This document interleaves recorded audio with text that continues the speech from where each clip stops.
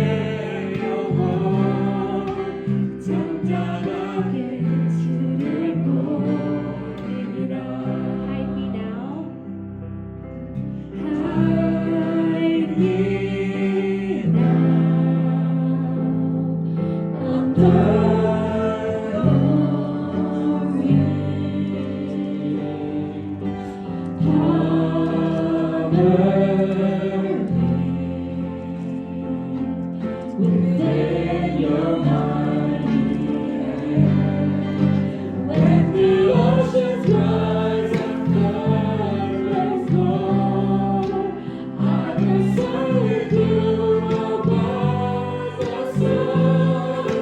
Father, you are King over the flood. I will be still and know you are God. I rest my soul. Rest my soul in Christ alone.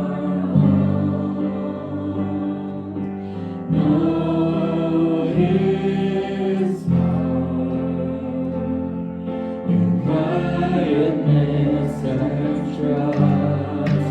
When the oceans rise and thunders roar, I will soar with you above the storm. Father, you are King over the flood. I will be still and know you are God. When the oceans rise and thunders roar, I will soar with you above the storm. Father, you are King over the flood. I will be still and know you are God.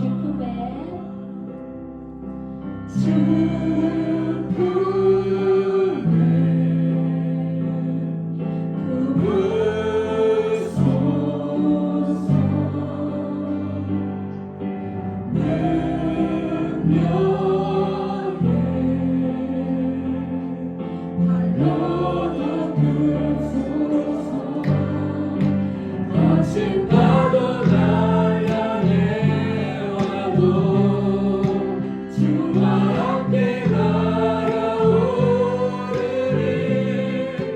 높은 가운데 나의 영혼 잠잠하게 주를 보리라. 주님 안에 거하니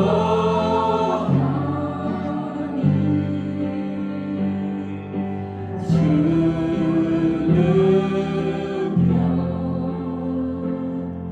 나 잠잠히 있네. 거친 파도가 향해 와도 주와 함께 날아오르리. 높은 가운데 나의 영혼 잠잠하게 주를 보리라. 거친 파도가 향해 와도 주와 함께 날아오르리.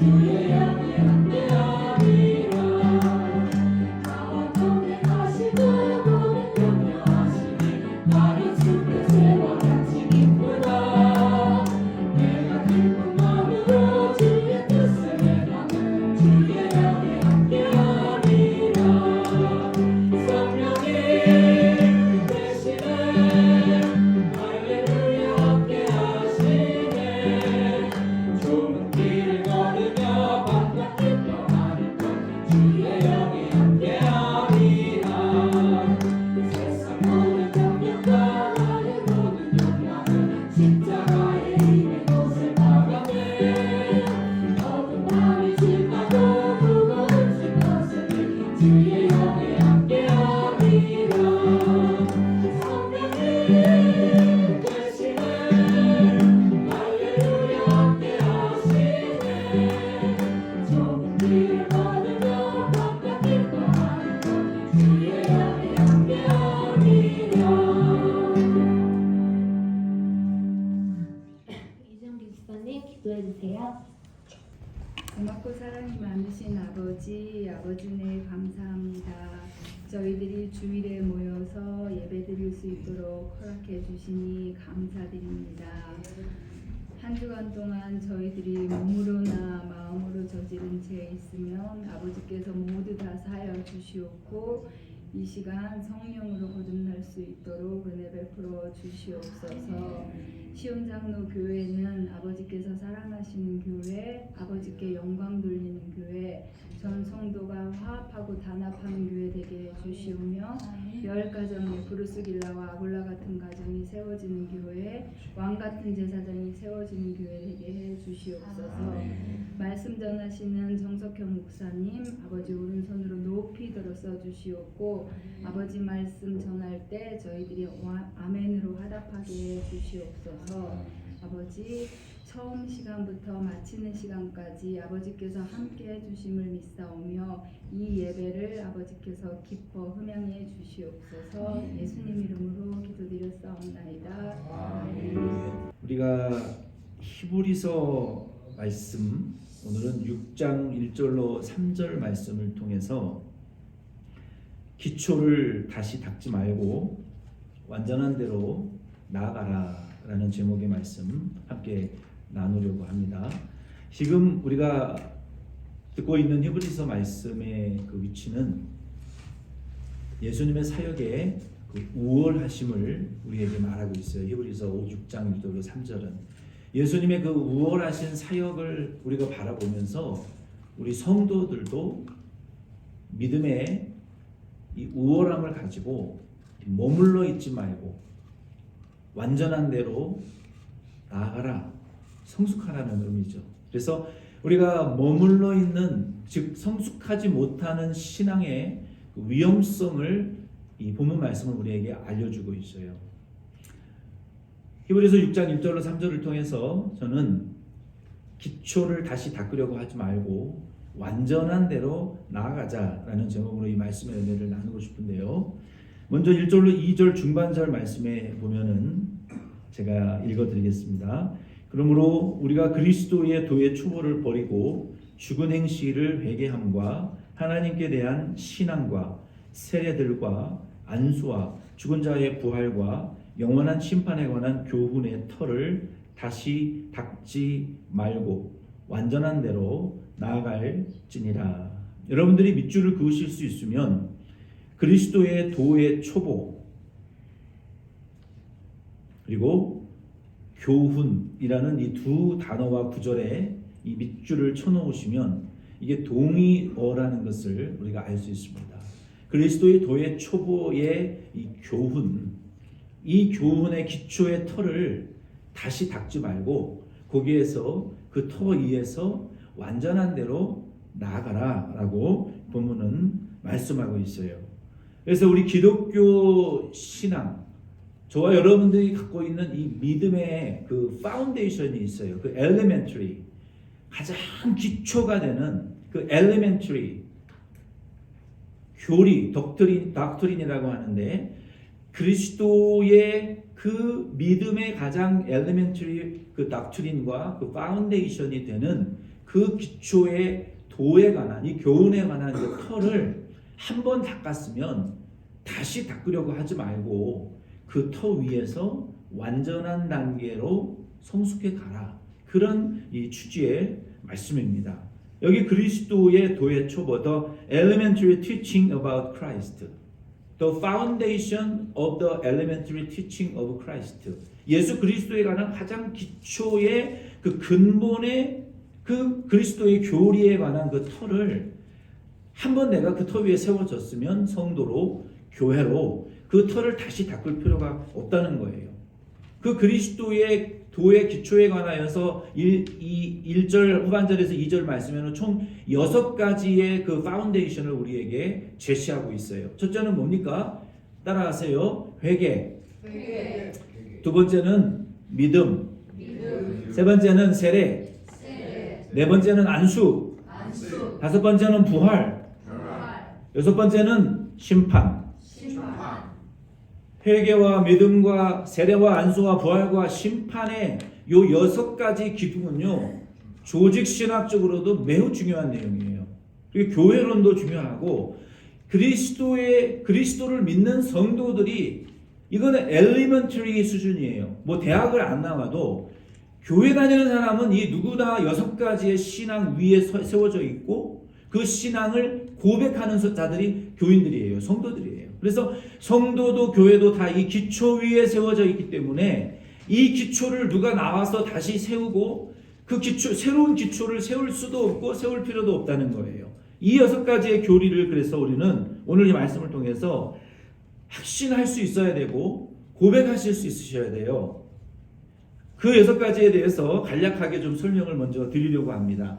그 6가지의 첫 번째는요, 1절 말씀에 보면은 이 죽은 행실을 회개함의 그 파운데이션이에요. 그 엘리멘터리 티칭, 우리의 죽은 행실을 회개한 것에 대한 그 엘리멘터리 티칭, 더 파운데이션이에요. 그건 뭐냐? 여기 이 죽은 행실이라는 것은요, 우리가 뭐 미워하고 거짓말하고 뭐 간음하고 도둑질하는 그 행실을 말하는 게 아니에요. 여기서 말하는 행실은 에베소서 2장 3절 말씀에 나와 있는 우리의 허물과 죄로 인하여 본질상 지옥 갈 죄를 가리키는 거예요.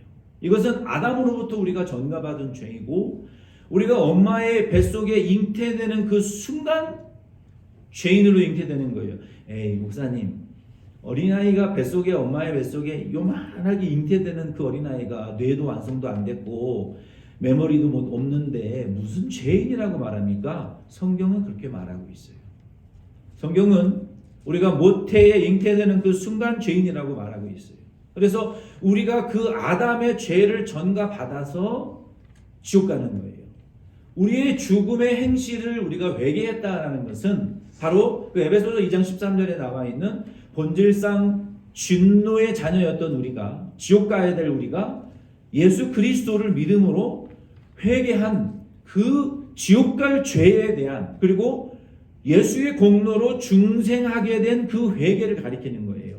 그래서 성도는 평생에 그 지옥 갈 죄, 아담이 전가해준 그 저주, 본질상 지옥 갈 저주에 대한 회개는 평생에 한 번 하시면 되는 거예요. 아멘입니까? 그 죄를요, 또 하고 또 하고 또 회개할 필요는 없어요. 왜? 법적으로 우리는 이미 사탄의 품에서 아버지 아브라함의 품으로, 사망에서 생명으로, 어두움에서 빛으로 신분이 바뀌어졌어요. 그래서 예수 믿은 자가 아담이 전가해준 본질상 지옥 갈 진노의 죄를 예수 믿음으로 2000년 전에 십자가에서 용서하신 그 십자가의 사건을, 복음을, 진리를 우리가 믿음으로 우리는 법적으로 이제 하나님 자녀가 되기 때문에 그 죽음에 이르는 행실의 회개는요, 일평생에 한 번 하시면 되는 거예요. 아멘이십니까? 한 번 하면 지옥 갈 죄가 용서되는 거예요. 그리고 우리가 세상에 구원받았지만 살면서 미워하고 살인하는 이런 행위의 죄악들은요, 마치 우리가 목욕하고 샤워하고 발에 묻은 물을 닦아내는 것과 같은 아주 미미한 죄악들이에요. 왜? 법적으로 지옥 갈 죄가 용서받았기 때문에. 그래서 그 죄는 우리가 매일같이 회개는 하지만 아담이 전가해준 본질상 지옥 갈 진노의 죄는, 죽음에 이르는, 지옥에 이르는 그 죄악을 우리가 예수 믿음으로 단 한 번 믿음으로 영원히 용서되는 것을 여러분 확신하시기를 바랍니다. 그 사랑에서 우리를 떼어낼 수 있는 것은 세상에 존재하지 않아요. 뭐 제3, 제4, 제5 어떤 원소가 발견될지라도 어떤 것으로부터 우리를 그 사랑에서 분리해낼 수 없다라고 말하고 있어요. 단 한 번의 회개를 통해서 하나님의 자녀로 중생하는 것을 믿으시기를 바랍니다.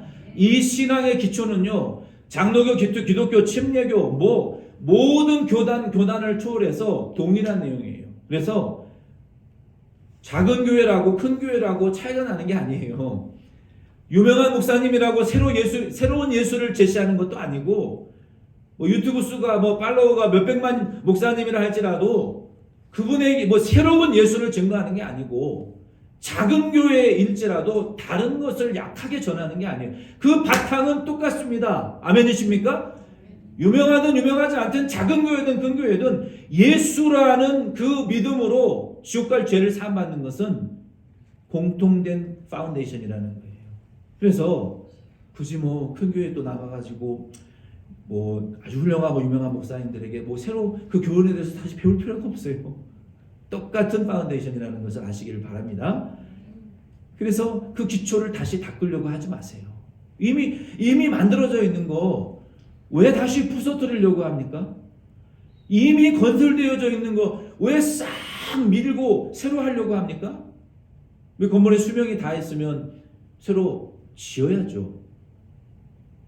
모든 면에서 그 파운데이션에서 새롭게 우리가 업그레이드 시키는 게 좋지, 쓸만한데도 다 밀어붙이고 새롭게 하는 것은 뭐든지 좋지 않아요. 항상 그 바탕 위에 우리가 굳건히 세워져 가는 그런 신앙이 중요한 거예요. 그걸 새로 닦으려고 하지 말라는 거예요. 두 번째는 믿음이에요.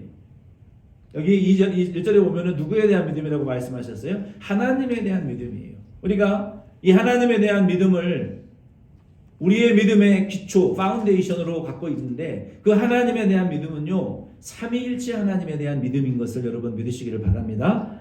아멘이시죠?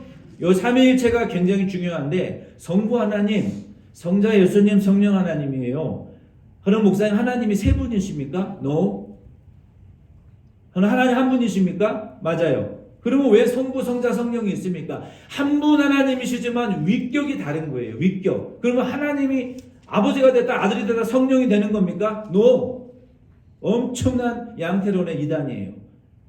하나님이 존재하시고 예수님 존재하시고 성령님이 다른 위격으로 존재하세요. 그러나 이분은, 이 삼위는, 세 분은 하나예요. 그 능력과 위격에 있어서 동일한 능력과 권세를 갖고 있어요. 그래서 우리가 성부 하나님도 찬양하고 성령 하나님도, 성자 예수님도 찬양하고 성령 하나님도 동일한 하나님으로 찬양해야지, 뭐 성령을 부리는 영쯤으로 생각하시면 큰일 나는 거예요. 이 삼위일체 하나님에 대한 믿음의, 우리의 기초 믿음의 이 파운데이션이에요. 우리 교회와 성도의. 세 번째는 세례입니다. 안수의 기초가 있어요. 안수.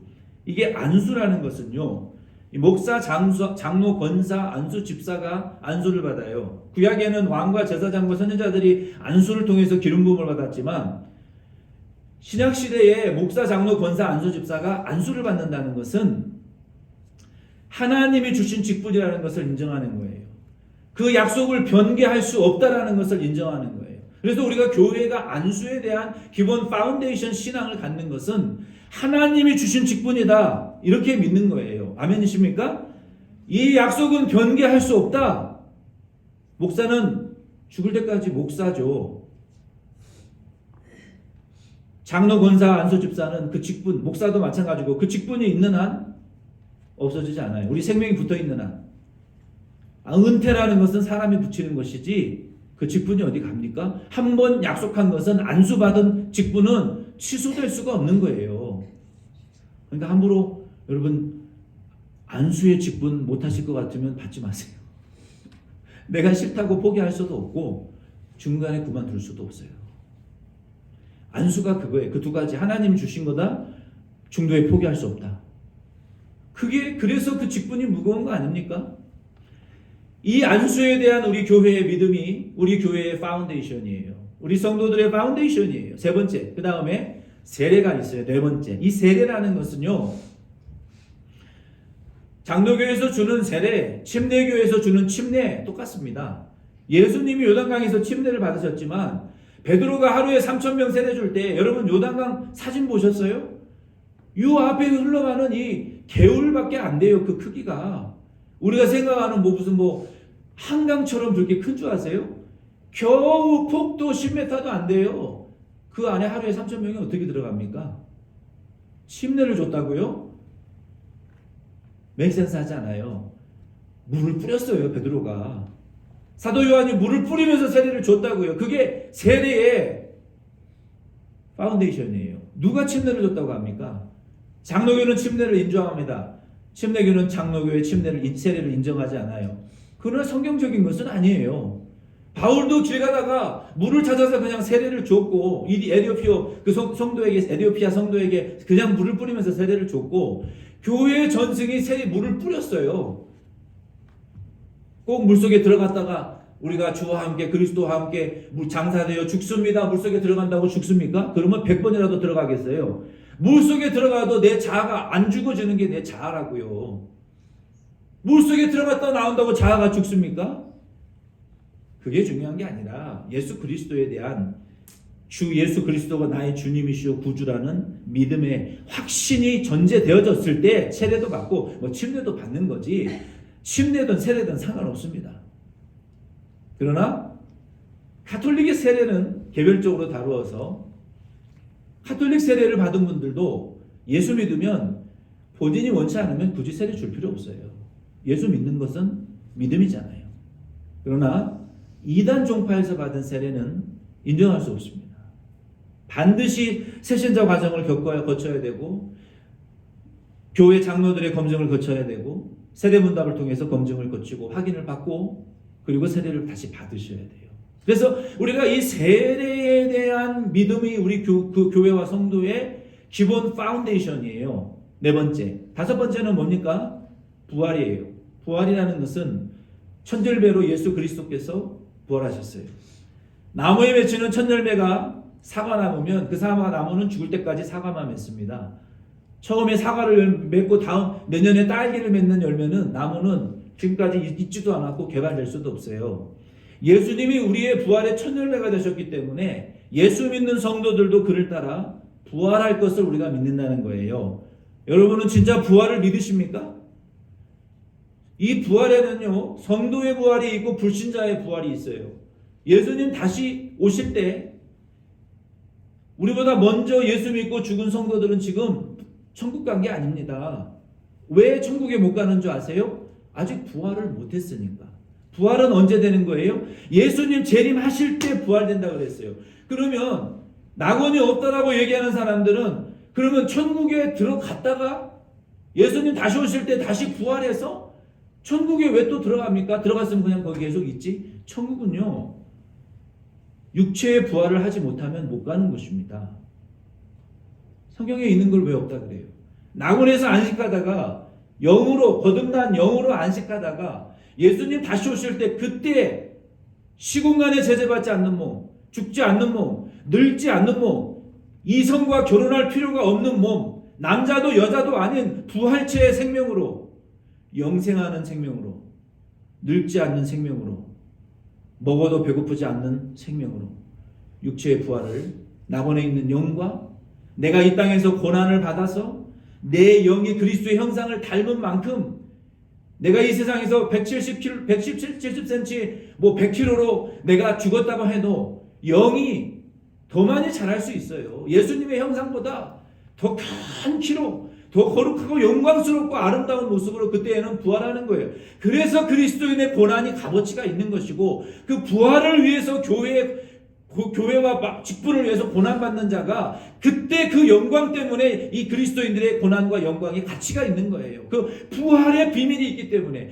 부활의 상급이 있기 때문에 그 신령한 부활로 시공간에 제재받지 않는 몸으로, 죽지 않는 몸으로, 영광스럽고 우리가 욕되고 더러운 것으로, 썩는 것으로 이 세상에서 복음을 위해서 고난받고 심었지만 그때는 영광스러운 것으로, 썩지 않는 것으로, 거룩한 것으로, 신령한 것으로, 영원한 것으로, 그리스도의 형상을 닮은 것으로 부활의 소망을 바라보고 이 땅에서 고난받는 거예요. 그 부활의 상급을 바라보고 이 땅에서 거지 나사로처럼 살아가는 거예요. 그래서 그 부활이 중요한 거예요. 거지 나사로처럼 살지만, 복음을 위해서 내가 살지만 뭘 바라봐야 돼요? 바울처럼 부활할 때 모든 사람들보다 영광스럽고 거룩하고 신령한 몸으로 부활하여 주님 앞에 내 사랑하는 아들아 칭찬받고 존귀함을 받고 영광 멸루관 받기 위해서 이 땅에서 참고 사는 거예요. 그게 부활의 비밀이에요. 그리스도인들의 부활의 영광이에요. 그래서 저와 여러분들은 그 부활의 영광을 품지 않고 사는 사람은 비참한 거예요. 왜? 이 땅에서의 영광과 존귀밖에 추구할 줄 모르니까. 죽으면 다 끝날 거. 천국은 영원한데 우리가 저와 여러분들이 이 부활의 소망 여러분 품고 사시기를 바랍니다. 가장 부활의 영광을 우리에게 많이 보여줬던 사도가 바울이에요. 그 부활의 영광에 참여하기 위해서 결혼도 안 했어요. 집도 안 샀어요. 거지나 하루같이 살았어요. 오직 교회, 오직 복음, 오직 성도, 오직 예수, 오직 부활만 전했어요. 오히려 더 큰 부활의 영광을 받기 위해서 자기 몸의 교회를 위해서 더 많은 고난을 쏟아 부었어요. 의도적으로. 어차피 우리가 죽을 몸, 늙고 병들어 죽을 몸, 이 땅에서 부활의 영광을 위해서 다 투자했단 말이에요. 그래서 저와 여러분들은 그 부활을 믿으시고 여러분 소망하시기를 바랍니다. 또 다른 부활이 있는데 불신자의 부활이 있어요. 예수 믿지 않고 죽은 자들의 영은요 아직 지옥 안 갔어요. 이 세상은 지옥의 그림자예요. 그리고 지옥보다 덜 무서운 음부라는 곳에 갇혀서 거지 나사로와 그 부자의 비유를 통해서 갔던 믿지 않은 영들이 육체를 벗어버리고 지옥 가기 전에 형벌의 대기 장소와 같은 음부에 가서 고통받습니다. 그 음부는 지옥하고 비교될 수 없는 곳이에요. 지옥은 음부랑 비교될 수 없는 곳입니다. 그리고 예수님 재림하실 때 성도들은 부활해요. 낙원에 있던 영과 이 땅에 남아있는 성도들은. 그리고 천년왕국이 있고 마태복음 25장에 백보자 심판이 펼쳐집니다. 그때 불신자의 부활이 일어나는 거예요. 신학도 아니고 뭐 전천년, 후천년, 무천년도 아니에요. 저는 성경을 말하는 거예요. 아멘이십니까? 성경대로 믿으시기를 꼭 부탁을 드립니다. 뭐 신학자들 전천년, 후천년, 무천년 그 신학생들이나 배우라 그러고 성경에 있는 대로 믿으시기를 꼭 부탁을 드려요. 그 천년왕국이 성경에 있으니까 믿으시기를 바랍니다. 백보자 심판은 그 천년왕국이 끝난 다음에 나타나는 것이 백보자 심판인데 그때 불신자들이 음부에 있는 불신자들과 천년왕국에서 마귀가 뿌려놓은 씨앗을 통해서 태어난 불택자들이 함께 그때 일어나는 거예요. 부활의 심판의 부활로.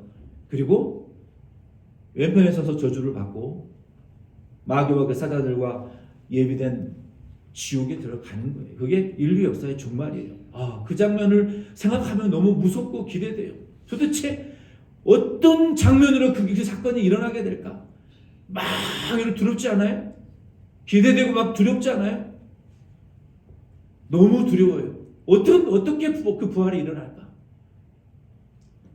그래서 영원한 심판이 6번째 그때 일어나게 되는 거예요. 이미 말씀을 드렸어요. 그래서 우리는 회개와 믿음과 안수와 세례와 부활과 영원한 심판에 대한 6가지의 우리의 기독교 그리스도에 대한 도의 기초 위에 저와 여러분들이 세워졌습니다. 믿으십니까? 이 6가지의 교리 위에 우리 자신을 이제는 건설해 가시면 돼요. 그런데 문제는 많은 교회와 성도들이요 중생 이후에 그 건설하는 일을 하지 않습니다. 자기 자신을 이 기초 교리 위에 건설해가는 일을 안 해요. 이게 오늘날 기독교 영성의 심각한 문제를 지금 가져다주고 있어요. 영성, 기독교의 영성이라는 것은요. 많은 기독교의 영성가들이 여러분 웨슬리도 그랬고요. 무디도 그랬고요. 조나탄 에드워드도 그랬고요. 이 유명한 신학자 600년대에 이런 신학자들, 초기 그 교부들, 이런 분들이 이 영성을 가지고 자기 자신을 이 기초 위에 건설해 나가는 그런 이 영성이 있었거든요. 근데 오늘날 교회는요, 그 영성이라는 게 없어요. 가르치질 않아요. 중생한 이후에 성도들은 두 부류로 갈라집니다. 잘 들으세요. 두 부류로 갈라지는데, 한 부류는 뭐냐면요, 중생 이후에 그냥 멈춰버려요. 난 중생했으니까 이제 그냥 적당히 살면 되지. 그냥 멈춰 있어요. 중생 이후에 그냥 멈춰 있는 자들에게는, 그러한 그 그룹에 속하 있는 성도들은 하나님 원치 않는 분들이에요. 중생 이후에 그냥 멈춰져 있는 성도들에게는 하나님 어떠한 일을 하시는지 아십니까? 하나님이 히브리서 10장 11장 말씀에 보면은요, 8장부터 받으시는 아들마다 채찍질 하신다라고 말씀했어요. 사랑하시고 아들이라고 인정하는 성도들에게, 중생한 이후에 성장을 멈춰 있는 성도들에게 하나님이 징계하신다라고 성경은 말하고 있어요. 왜? 사랑하니까. 내 자녀들이니까. 여러분, 자녀를 키우신 분들은 아실 거예요. 저희 두 자녀들도 태어났을 때 응급실에 몇 번 많이 갔었어. 어렸을 때 방법이 없잖아요. 열이 막 40도 넘어가면. 그리고 병원 수도 없이 다녔죠. 밤을 꼴딱 새고 빨가벗겨가지고 방법이 없어요. 열 나면은 수건으로 몸을 쓸어주는 것밖에 없어요. 어린아이들은 약도 안 줍니다. 아프면 음식도 안 먹고 토하고 맨날 병원 가고 항생제 먹이고, 어린아이들이 그거 아프면서 그냥 나이를 지나가는 거 아닙니까? 부모들은 병원 데리고 가기 바쁘잖아요. 근데 아프면 부모의 마음이 불안하죠. 근데 아이들이 죽지는 않더라고요. 그리고 조금 아프고 나면 키가 쭉 자라 있어요. 지나가면. 또 심각하게 아프고 나면 애가 막 통통해지고 살이 붙어 있고. 1살 때 면역력과 2살 때 면역은 한 100배 차이 나는 것 같아요. 또 2살 때 면역력과 3살, 4살, 한 6, 7살까지 되면 이제 웬만한 감기도 잘 안 걸려요. 그 전까지 얼마나 많은 잔병 치레를 합니까? 그래서 그런 잔병 치레를 하면서 어린아이들은 자라나는 거예요. 하나님도 저와 여러분들을 영적으로 성숙시키는 방법이요, 고난이라는 것을 통해서 우리를 성숙시키십니다. 고난 받기 싫죠. 그런데 작은 고난을 줄 때 우리가 말씀을 순종하면 우리의 영이 자라납니다. 조그마한 사탄 마귀도 예수의 이름으로 하면 쫓겨나가요. 작은 질병도 손들고 앉아오면 고쳐집니다. 영적으로 자란 사람들은, 어린아이가. 그리고 좀 더 자라게 되면 더 큰 마귀도 이기고, 더 큰 귀신도 쫓아내고, 더 큰 질병도 고치고, 더 큰 고난도 예수의 이름으로 물리칠 수 있어요. 그렇게 고난을 통해서 조금 만들어지고, 또 고난을 통해서 조금 만들어지고 성장하고, 고난을 통해서 또 영적으로 아팠다가 또 성장하고, 이게 우리가 그런 과정을 통해서 영적으로 어느 정도 성숙한 성도가 되면요, 하나님이 그 사람을 통해서 일하십니다. 사명을 맡기십니다. 은사를 주시고 권능을 주십니다. 당신의 뜻을 그 사람을 통해서 이루어 나가십니다. 이게 하나님의 뜻인데, 중생한 성도들 중에 고난받기를 싫어하고 자라나기를 싫어하는 성도들이 너무 많다는 거예요. 조그만 고난이 오면 시험 들어서 교회 안 나가, 뭐 때문에 또 시험 들었다 그러고, 뭐 때문에 마음 상했다 그러고, 뭘 그렇게 마음 상할 일이 많은지 난 잘 모르겠어요. 누구 때문에 신앙생활 하십니까?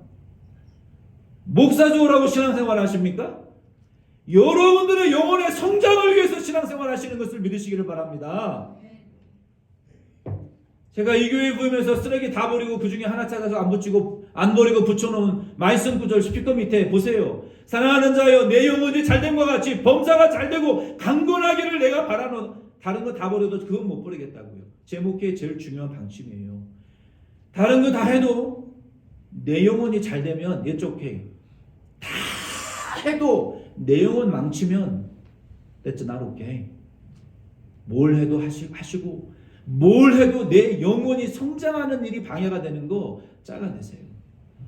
내 영혼 성장하는 일이 있다면 뭘 해도 하세요. 하나님은요, 성장을 멈춘 성도들을 징계하십니다. 왜? 머물러 있지 말라고. 머물러 있으면 도태되는 거예요. 자라라는 거예요. 두 번째 부류의 성도들은요, 중생에서 거듭나 보니까 모든 게 새롭거든. 그래서 당장 뭘 하고 싶은데, 그래서 막 이 사회를 구원하자, 사회의 약자, 가난한 자, 억눌림 당한 사람들을 막 해방시키자, 막 이런 운동이 1970년대에 남미를 중심으로 강력하게 일어났었어요. 지금은 어떻습니까? 해봐도 안 되거든. 인간의 죄악이라는 거, 부조리라는 거, 부정부패라는 거, 그거 사람이 해결해 보겠다고 덤벼들어봤자 안 되는 거. 국제기구가 해도 안 돼요. 나라가 해도 안 돼요. 인간의 죄성이라는 것은. 하나님은 그거 하지 말라 그랬어요. 먼저 하나님 나라와 의를 구하라 그랬지, 사회를 구원시키고 해방시키는 거 먼저 하지 말라 그랬어요. 그래서 중생한 성도들 중에 가난한 자를 교회가 왜 안 도와주냐, 왜 교회가 헌금해서 목사 사립만 주고 구제를 안 하느냐, 왜 교회가 가난한 자들에게 빵도 돈도 안 주냐, 하나님이 그거 하라고 시킨 거 아니야? 너 하나님 언제 그거 하라고 그랬어요? 성경에. 하나님 그런 사람도 원치 않습니다. 그런 사람들의 특징은 교회를 떠나는 특징이 있어요. 나가서 교회가 구제도 안 하고 사회 구원을 안 한다라고 손가락질하고 비방하기를 좋아하는 자들이에요. 이런 그룹도 하나님 원하지 않습니다. 하나님 어떤 사람을 원합니까? 이 6가지의 기초 위에 자신을 건설해 가서 자기의 영혼이 완전한 단계로 나아가는 성도들을 하나님은 원하시는 것을 믿으시기를 바랍니다. 그걸 말하신다는 거예요. 그걸.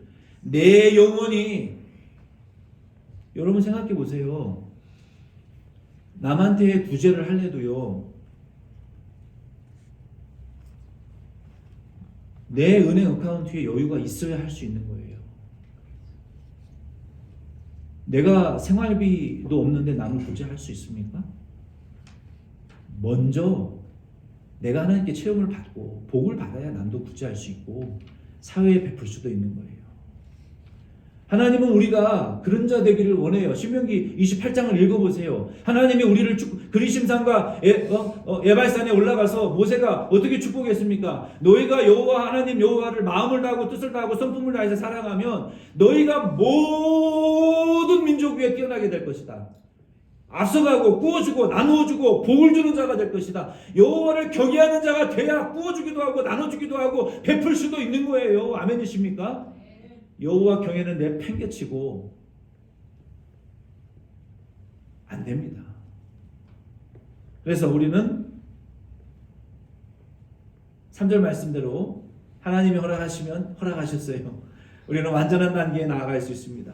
에베소서 4장 15절 말씀에 보면은 오직 사랑 안에서 참된 것을 하여 범사의 그에게까지 자랄지라 그는 머리니 곧 그리스도라. 수십 년 전에 분당샘물교회에서 예멘인가 이슬람 지역에 선교를 갔어요. 선교팀은 선교가 있는데 담임 목사님은 콜로라도 윈터 캠프에서 쉬고 계셨어요. 그때 몇 명이 죽었습니까? 많이 죽었어요. 그리고 그 교회가 선교 정책 자체를 바꿔버렸습니다. 아, 무조건 퍼주는 게 다가 아니구나. 저는 그건 옳은 정책이라고 생각해요. 무조건 선교하는 게 옳은 것이 아니구나. 교회 선교는요, 교회 재정이 자체 교육자를 다 부서별로 세우고 온전한 사례를 감당한 이후에 교회 재정이 풍족하게 넘칠 때 그 재정으로 선교하는 거예요. 근데 한국 교회는 선교 정책이 잘못됐어요. 완전히 거꾸로 잘못됐어요. 지금 한국이 미국 다음으로 선교사를 많이 파송하고 있는데요, 미국 다음으로 많이 철수하고 있어요. 왜? 퍼준다고 선교되는 거 아닙니다. 저도 필리핀, 몽골, 일본, 대만 선교 많이 다녀봤어요. 그 사람들은 선교사 오면 사람들 손만 쳐다보고 있어요. 돈 없으면 선교 못합니다.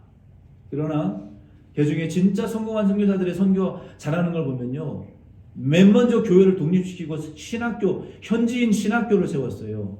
현지인 총장, 현지인 신학생, 현지인 스태프들을 세워서 현지인이 현지인들을 선교하도록 하는 선교 정책이 먹히는 정책이에요. 그걸 이제야들 깨닫고 선교센터들을 철수하고 정책들을 바꾸고 있지만 많이 늦었습니다. 우리는 선교는 선교사가 해야 되고요. 저와 여러분들이 해야 될 일은요. 중요한 것은요. 여러분 다른 것에 귀 기울이지 마세요. 저와 여러분들의 영혼이 영적인 오늘 이정기 주사님 왕같은 제사장이 되게 해달라고 우리 대표 기도하신 분 중에 처음으로 우리 교회 표를 가지고 기도하신 분이 처음이에요. 우리가 왕같은 제사장이 됐습니까? 우리가 왕같은 제사장이 돼야 남의 죄를 용서해달라고 애통할 수 있어야 우리의 심령이 영원히 만들어지는 건데 그 일을 지금 안 하고 계시잖아요. 그 일을 안 하면서 누구 전도하게 기도해 주세요. 누가 걱정돼요? 아니요. 내 영혼이 왕같은 제사장이 되셔서 하나님 앞에 예수의 피를 들고 하나님 앞에 통곡하실 수 있으면 해결됩니다. 그래야 내 영혼이 해결되는 거예요. 그래서 우리는 올해가 다 가기 전에 저와 여러분들은 이 6가지의 기초 위에 지금 서 있는 자들입니다. 이 기초를 다시 닦으려고 어디 유명한 교회, 큰 교회 좀 가볼까? 유명한 목사님 설교 좀 들어볼까? 맨날 들어보세요. 똑같은 기초지. 뭐 귀 기울 필요 없어요. 듣고 싶으면 들으세요. 들으시되 이게 맞나 틀리나 확인을 하시고 다른 거에 여러분 귀 기울이지 마시고 우리 한국교회 안타까워서 제가 드리는 말씀이에요. 그 기초 똑같은 기초를 왜 여기서 듣고 저기서 듣고 여기서 듣고 저기서 듣고 왜 똑같은 걸 계속 듣습니까? 자신을 변화시키시고 자기 영혼을 신령하게 건설해 가세요. 완전한 단계로 올라가세요. 나아가세요. 그게 기독교의 영성이고 우리의 신앙생활에 굉장히 중요한 사명입니다. 우리 자리에 일어서셔서 결단의 찬양 함께 드리고 예배 마치겠습니다.